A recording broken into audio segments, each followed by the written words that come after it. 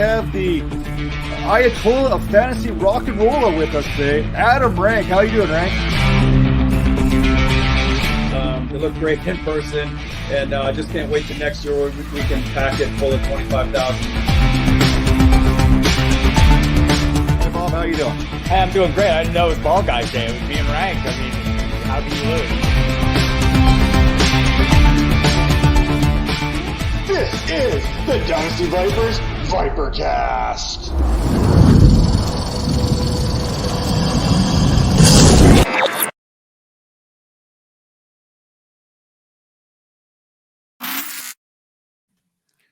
And welcome back to the Dynasty Vipers ViperCast, presented by the Fantasy Points Media Group. This is episode 127, and joining me as always, the one and only, fresh from Vegas, Major Caldwell. How you doing today, Major?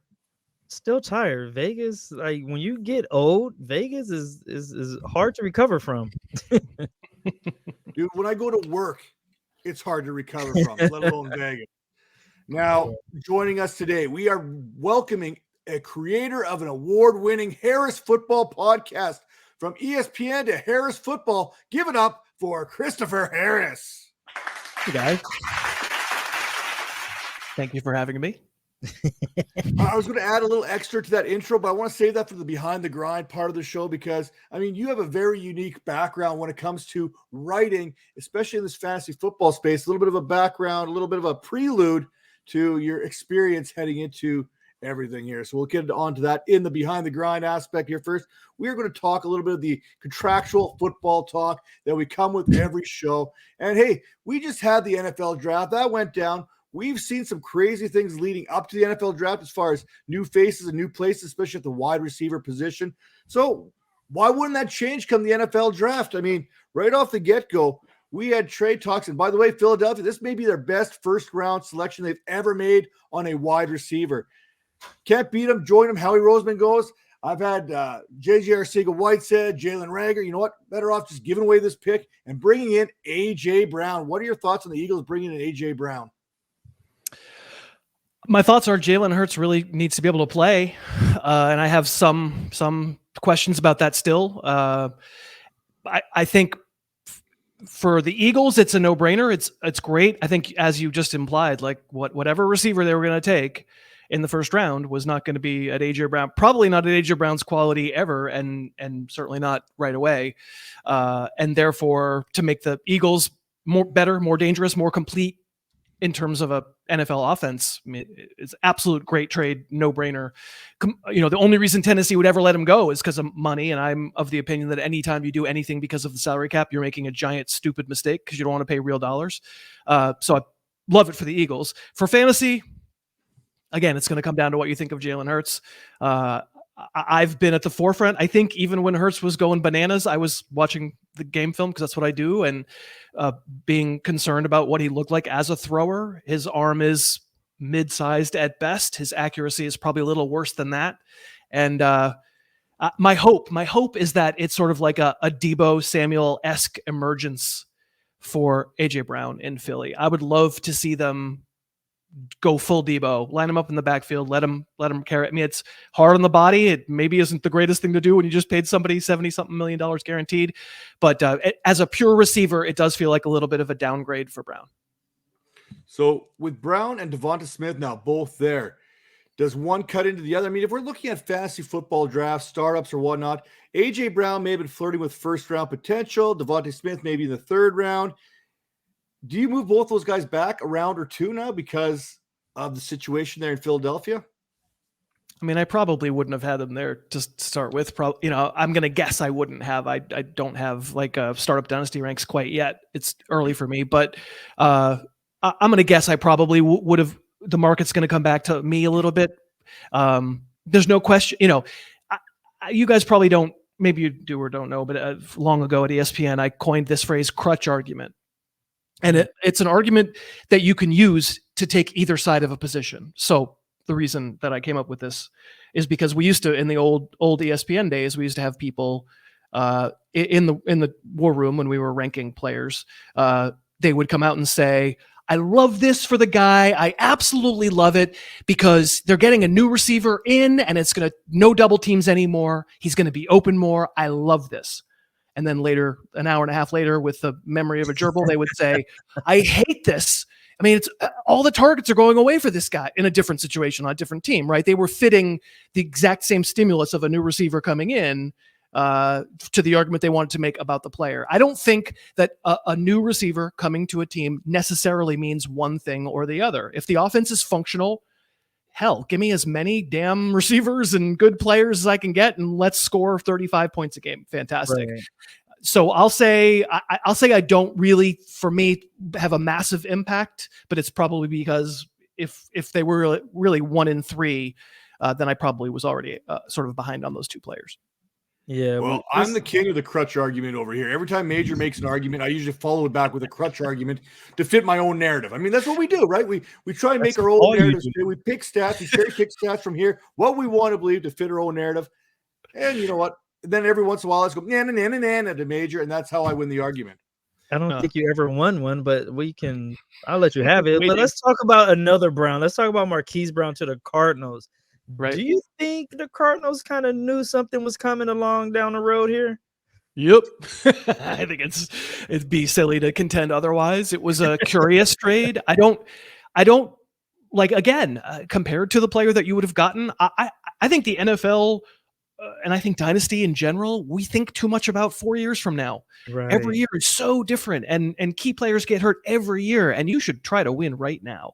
And I love teams that spend real dollars. I love, the Rams that's how they just won the Super Bowl, and they keep acquiring other players, and the Saints have been doing it for years. And so give me the established veteran who I know has great chemistry with my quarterback because I've seen it on the field at Oklahoma, and give me the dude who knows what to do as just an NFL player and doesn't have a learning curve right now. I like it anyway. It's a steep price. AJ Brown's to me much more worth it than Marquise Brown, but they had to have known. Yeah. And what do you think about Nuke's suspension? Like, what you have any insight on that?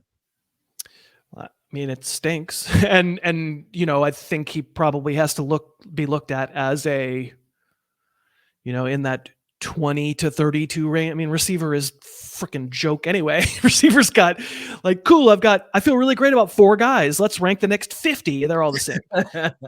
So like, let's not make a massive distinction. But obviously, if you're going to draft DeAndre Hopkins and not have him for 6 games, it takes a big shine off that. Probably, I think it's going to depend on your league format, your league size. If there are always free agent solutions available in your league, you can take more chances and take guys who are coming off injuries or have suspensions or whatever. And if you're in a very competitive fab type league, if you're in a dynasty league where everybody's basically owned and you got what you got, I think you're going to have to set Nuke back into the 5th round, 6th round, 7th round. He's going to have to go later. If you have him in dynasty, would you look into trading him or trading for him? I'd be more likely to trade for him than trade him away. Gotcha. Because it's a distressed asset, and I'm not. Obviously the conversation is always just, but what's the price, right? If the price right now, if someone was like, I care nothing about this, here's AJ Brown for him, I might go, okay, I'll do that. But if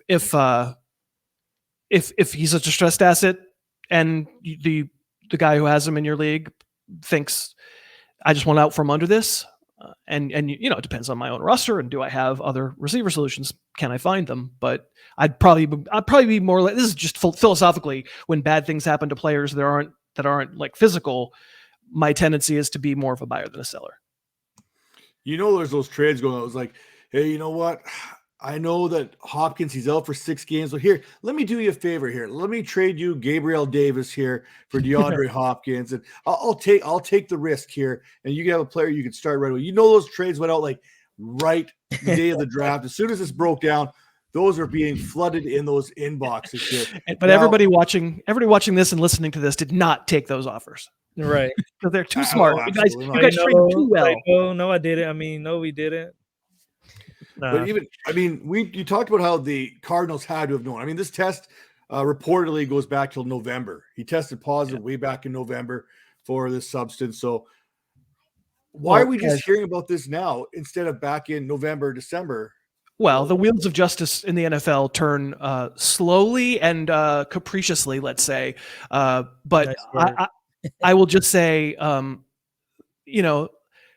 DeAndre Hopkins is not the only guy doing this. A lot of people out there taking their vitamins in the NFL. Did you see Andrew Whitworth at the draft? Yeah. What do you think the difference was? About 100 pounds? Yeah, like overnight, right? Yeah, it's really interesting how that happens. Remember when Grunk retired? He was like 100 pounds. Skinny gunk. And suddenly he was big again. It's really weird how that happens. My point being, like, cycle off, dude. Everybody's not getting caught. Like, it had to have been pretty damn egregious for you to get caught. And can we have a talk one day about, like, why can't athletes just, like, do what they do? Like, can we have that talk one day? Oh, about not making it illegal? Yeah, I mean, yeah, like, can we just get it? Like, because it's stupid at this point. They're all doing it. We all know they're doing it. Like, come on. Hey, this is all water weight right here. This is all water weight. I mean, what I would say about that is that if you're going to find hypocrisy in the NFL, scratch anything on the logo and you're going to find a different hypocrisy. Like, there's 15 of them, right? And that certainly is one of them. There's no question. I agree with you there. Right. So I do want to talk about Marquise Hollywood Brown going to the Cardinals here a little bit more, because you mentioned that the chemistry, we've already seen this play out in college. Now, one of these other things we've seen play out here most recently is a trend of reuniting college quarterbacks with their college wideouts. What are your thoughts on this? And do you think we're going to see this more and more? Because the NFL is a copycat league. I mean, we're all looking for the next Deebo Samuel. Hint, hint, there is not another Deebo Samuel, so stop right now. But we see teams, if it works for one, everyone wants to duplicate that. Do you think we're going to see this more and more as the next 2-3 seasons, or until the first quarterback wide receiver combination fails and then everyone's out? Oh, well, I mean, did Tua have a great year? I mean, I guess he's reunited with Jalen Waddle, but it didn't work for Tua. It worked for Waddle, okay. I mean, did it? It was a lot of 3-yard passes. I think if it's a tiebreaker and there's familiarity there, if a team is deciding whether to draft a receiver or sign a receiver as a free agent, and it's close between someone else, and that there's an established chemistry and they know each other and they text each other and they kind of like get each other. Absolutely. I could see that being a thing. I'm going to say that even if Jamar Chase hadn't played college ball with Joe Burrow, the Bengals probably still would have taken him.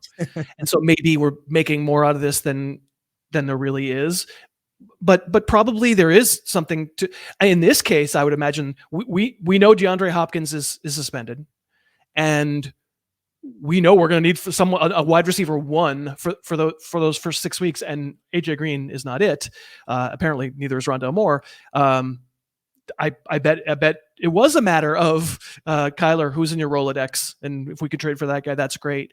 There's something there, but I think the idea that teams are going to completely go out of their way and take inferior talents because they played together, I'm going to maybe hesitate there. Well, if you're the Cardinals team, you just watch Christian Kirk walk, and then Hopkins is hurt, and you're like, okay, we got AJ Green, and we've got, is Andy Isabella still around? If those are kind of your options here right now. Yeah, you're looking to make a move. And especially like you said, when we're getting to that point of the draft, we have those top 6 wide receivers. 6 wide receivers went in that first round. Now, I don't know if I put Marquise Hollywood Brown above any of them, because I'm not a big Brown fan. Maybe you can settle this before we talk about landing spots. I know Major is a big Marquise Hollywood Brown fan, because we go back and forth on Rashad Bateman versus Brown all season long, and we all know that Bateman was the better option for the Ravens. Where do you think? Yeah, thank you. Hold on, you got a round of applause for that. There you go. I mean, it was Bateman's rookie year, and he was starting behind the 8 ball. So I'm not trying to tell you I'm positive that Brown is better than Bateman for Dynasty, but last year I have pretty good statistical evidence that Brown was better. I'm pretty sure that's true. Well, we kind of joke back and forth here. Your best ability is your availability, and being injury prone and being injured are very different. A guy who's missing time is one thing, but you could still be ineffective while injured, but playing on the field. So it doesn't show up as you're being injured or missing games, but you're not being as effective as you could be. And I think Hollywood Brown was not quite effective at times last year as what he could have been. When he was on, he was on. He was definitely a top 12 wide receiver, I guess. Are we having the argument that Rashad Bateman had a better 2021 season than Marquise Brown? No, what I'm saying is with Hollywood Brown here is I think he could have been much better if he was healthy for the whole season. Fair. I think He was better than Bateman regardless, though. I mean, in that one span of time, he was better than Bateman. There you go. I mean, he was. So There's no I argument. know, and Bateman, I mean, it's tough to say because Bateman, obviously, like you said, wasn't quite up to snuff yet. He missed the first 8 games or 6 games or whatever. He missed time. But then again, so did Brown towards the end of the season being nicked up. So either way, would you have taken Brown if you put him in this wide receiver group for the rookies? Where would Brown be in that? Top 4? Would he be ahead of some of these guys? Treylon Burks maybe? Or where would you kind of peg him in? He seems like about that level. I don't think any of these guys are franchise changers. Right. I think it's a good, fine class, but there's always a fine class. I don't look at Chris Olave and go, oh my God, he's going to catch 100 balls and 1,600 yards, or Garrett Wilson, or I think Marquise Brown is probably about right. They're all kind of the same. I mean, I'll just add, we don't know crap. We go back 3 years to grades of drafts that people gave. You want to laugh. you want to go see what an industry is, a fraudulent industry that's built on grading drafts the day they happen. Like, you don't have no idea. It's all projection. It's really, really difficult. The earlier you pick in the NFL draft, the better your track record should be. You should get higher hits the higher you take players, no question. But we still stink at that, and so I'll just say I think it wouldn't be untoward to say that Hollywood Brown is in the same general area as he could turn out to be exactly like Garrett Wilson. Like, they could be the exact same player. I think people who love Garrett Wilson will be disappointed by that, but they're both fast and likeliest to make their hay on the outside as deep threats. It could be the extent of what Wilson is. And we haven't seen Hollywood in a passing offense either. Like, I don't think the Baltimore offense was really to his skill set. So, I think we're going to see a new Hollywood. Shout out to Hollywood Brown, man. College of the Canyon alum. Yeah, I figure I'd try and set you up with that old alma mater kind of thing there. Yeah. Now, let's take a little bit deeper look here at this class. Is there any of these wide receivers, first, second round even, that you really feel strong about the landing position? Christian Watkins there going to Green Bay. A lot of people seem to like that move for them. We got guys like Alec Pierce going to Indianapolis. I like that. Is there a spot that you particularly like more than maybe the others? I like guys who did anybody land with Kansas City? Oh yeah, there's this guy Sky Moore that landed with the best quarterback. So I like that. I mean, I just think signed John Ross. This is John. What's the Ross guy? The receiver from Justin Ross. Justin. They signed him as well. Right, but I mean, I think there are probably some pretty severe problems there that resulted in the guy who, as a freshman, was going to be the first receiver taken and didn't get drafted at all. I'm not counting on it. I mean, in a dynasty league, you should be taking Justin Ross should be drafted in a rookie draft for all rookie drafts for dynasty, but in the 4th round, 5th round, let's not go crazy. Sky Moore is a first round rookie pick because, my God, if he's the slot answer and the possession answer for Pat Mahomes, that's worth a lot. So. Yeah. When you're talking about landing spots, I think you're just talking about, do you love the offense that they're landing in? And a lot of my philosophy of talking about the NFL is that it changes so much from year to year that I'm not positive that beyond these super elite quarterbacks, I'm not positive that the Bengals are going to have an elite offense next year. I think the Bills, the Chiefs, and the Packers are the 3 that I go, I mean, the Packers might not, right? But they still have Rodgers. And otherwise I go, okay, cool. I mean, I understand that Treylon Burks replaces AJ Brown and has some similar skill sets, so they know how to use them, and they could. But I can't get excited about Tennessee's passing offense. I mean, none of us can. So I don't. I think I would go. The real honest answer is like, sure, I know nothing about whether Watson is a good player, but him landing with Aaron Rodgers gives him a chance. And I don't really know whether Sky Moore's a good player, but him landing with Patrick Mahomes gives him a chance. And otherwise, I don't really know. Yeah, because you kind of look at these other wide receivers, Treylon Burks there, Tennessee, Ryan Tannehill / Malik Willis, and we know Tannehill's not going to mentor him. You got Garrett Wilson there going to the Jets. You got Zach Wilson. You got Jameson Williams, obviously going to Detroit. I love Jameson Williams. He's probably my favorite wide receiver in this class. He's got Jared Goff. You got Chris Olave, Jameis Winston, Drake London, Marcus Mariota. Yeah. And then you kind of got Jahan Dotson there. He's going to Washington with Carson Wentz. And hey, unless you're like Michael Pittman or Alshon Jeffrey size, you're probably not going to catch the ball when it comes to Carson Wentz finding that sweet spot for you. And then, like you said, then George Pickens there's some red flags coming out of the draft about him. You got Kenny Pickett or Mitch Trubisky throwing to you. So if you're not on the left side of the field, you're probably not going to get the ball. And Deontay Johnson's going to take a lot of those targets anyway there in Pittsburgh. I do kind of like a couple of the guys a little bit later. Jalen Tolbert going to Dallas. I think that's a fantastic fit. Go to South Alabama. He did some pretty amazing things there. Ask Arkansas State what he can do.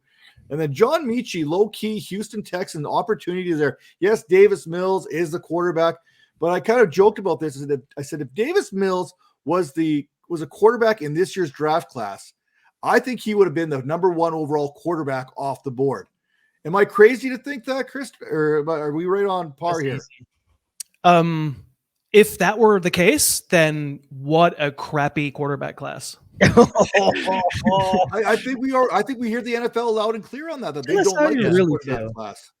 Yeah, I mean, I don't think Davis Mills is a future star in any way, shape, or form. I think he's below average. He's going to be a below average quarterback, and they're going to find someone else. He's there for Lovey. He's there for the Lovey administration. Poor Lovey, and then he'll go away when they draft a real quarterback.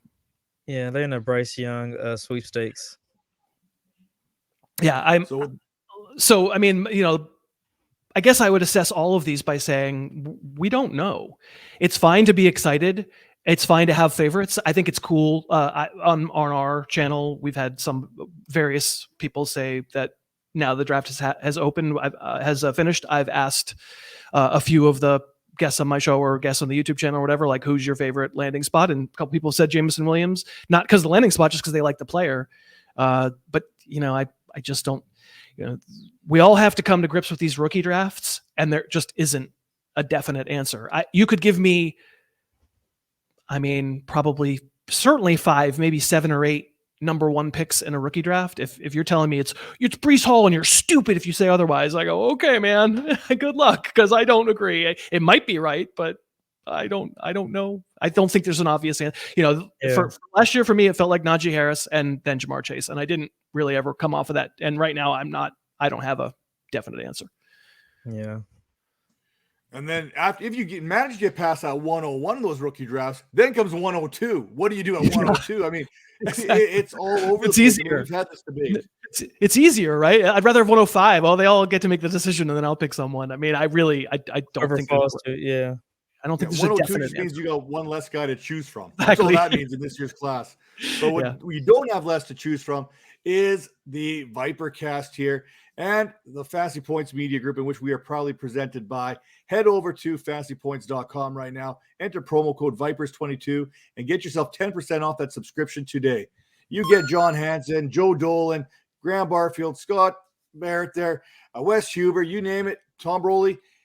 Some of the top minds in fantasy football there, all in one place, a one-stop shop for all your fantasy football needs. And we're going to take a quick little break here.